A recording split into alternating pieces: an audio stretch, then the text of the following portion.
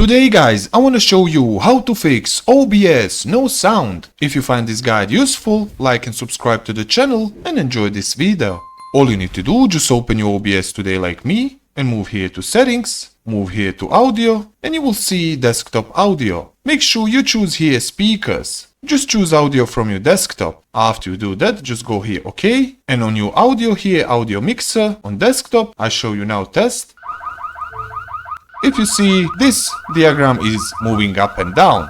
That means that your audio is selected correctly. For microphone, just do the same, go here settings, move here on audio, and you will see here mix auxiliary, audio, click on it, and choose your microphone from your PC. It's the first one, high definition, audio voice selected, and go here apply. After that, on your microphone, check this, when you speak, this diagram is moving up and down. And that's it all guys for this video, how to fix no sound in OBS. If you find this guide useful, like and subscribe to the channel, and I see you in the next video.